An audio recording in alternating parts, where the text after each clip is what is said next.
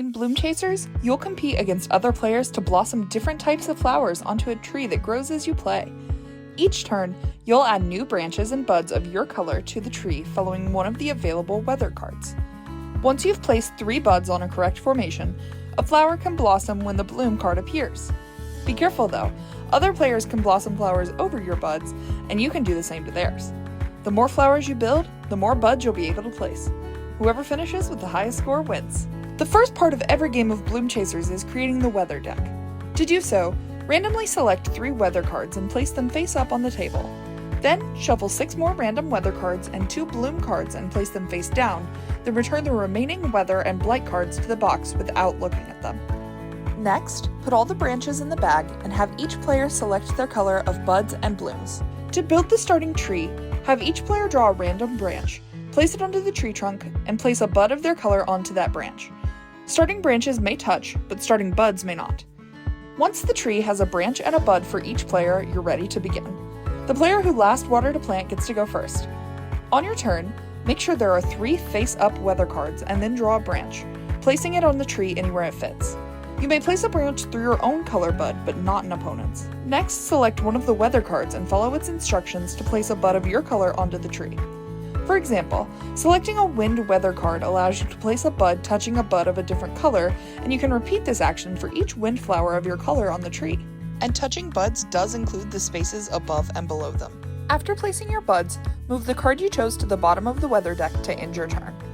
When placing buds, your goal is to get them into shapes matching one of the 3 flower types: sunflower, a group of 3, rainflower, a line of 3, or windflower, 2 on top and 1 on the bottom. You'll have a chance to earn points from your bud formations by growing flowers whenever a bloom card is drawn.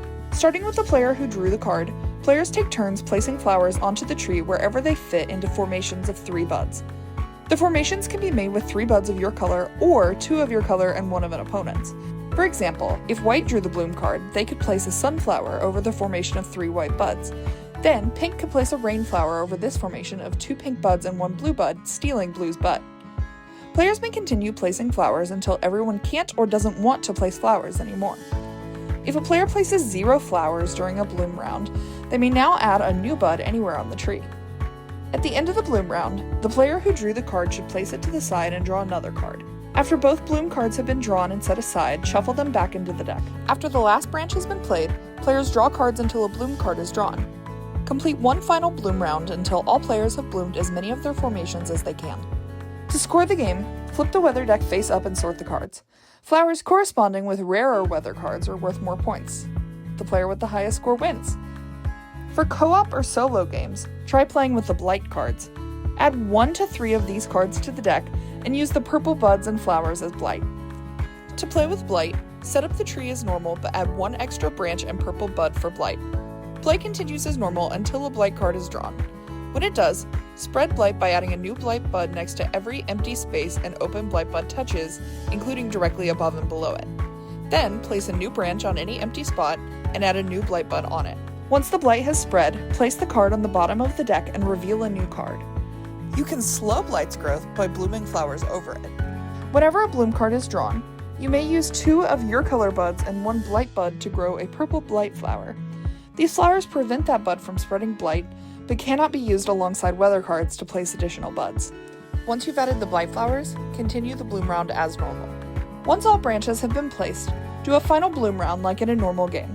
Then do a final Blight round, placing additional Blight buds in any remaining empty leaf spaces that touch open Blight buds. Score the game as usual, except purple flowers are worth their normal score -1. Then subtract 2 points for each open Blight bud from your total score.